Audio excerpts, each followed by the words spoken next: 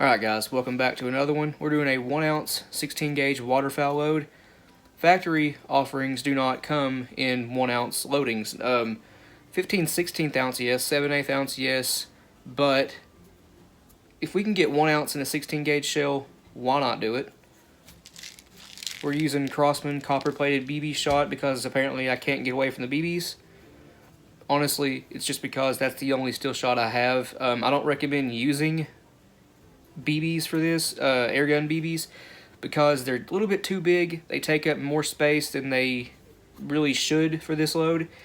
It overstacks the wad. The top row of pellets is like halfway above the wad, and if you know anything about steel shot, that's not so good.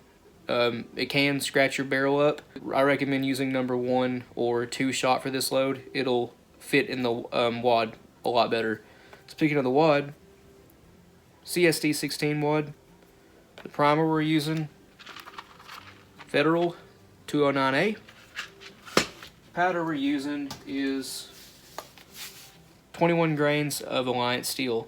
This is a 1300 FPS load. The pressure is about 10,800. That's getting up there with pressure. It's a few hundred away from 16 gauge max, but in all honesty, modern 16 gauge shotguns like your TriStar, your Browning A5, they can handle more pressure than 11.5. I wouldn't fire this load in older shotguns or through anything tighter than a modified choke, especially using the BB shot. But anyway, once fired, Federal hull, deep prime and resize it. Should probably get my 209A primer where it needs to go. There we go. Reprimed. 21 grains of Alliance steel.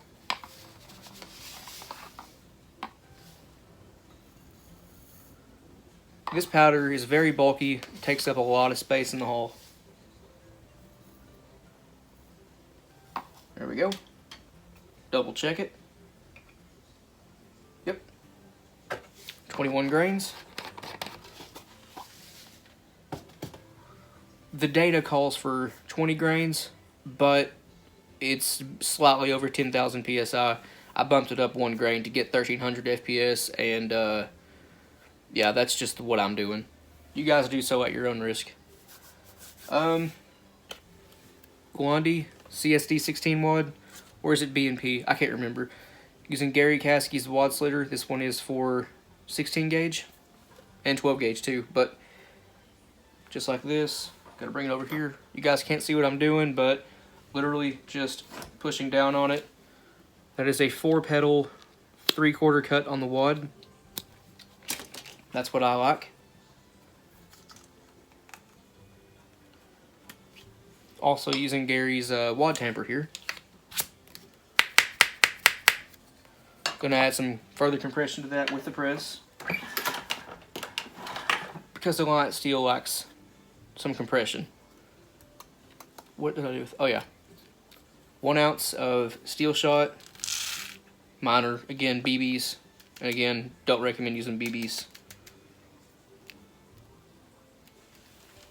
But that's all I got. I'm not using buffer because I don't really see the point in it with steel shot unless you want to take up more space in the hull.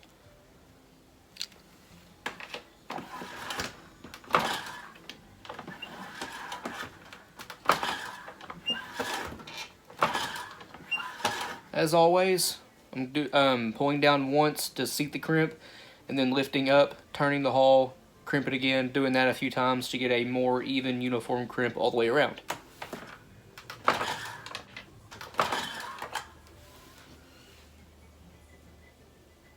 And here's the crimp. Not bad. The hull is pretty full though, so that's about all we can get. I do have one trick I can do to get the crimp seated a little bit farther. I'll do that in just a second, but that's ready to shoot as is. If you have a GIPE crimp finisher tool or just a GIPE roll crimper, hit it with that, it'll taper the end of it and make it look like a factory shell. That trick I mentioned, I'm using a 3/8 to 1/4, socket adapter here. Set that right on top of your hole. Give it another crimp.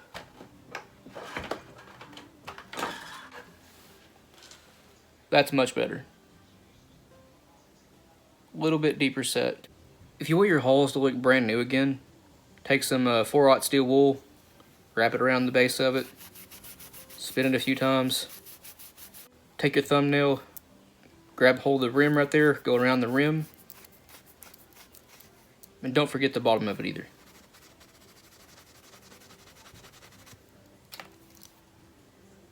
Shiny as new again.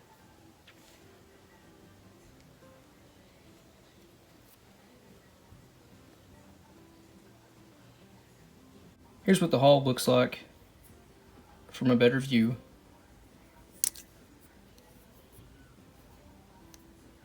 Looks pretty good to me. Again, crimp could be better. I chose a bad hull. That one was a little lopsided from the factory.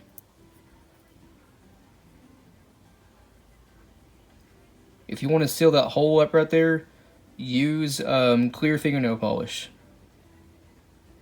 Well guys, appreciate you watching this one. Please like and subscribe. We greatly appreciate that. If you got any questions, comments, suggestions, anything like that, leave it in the comment section below. We will get back to you. And thank you for watching.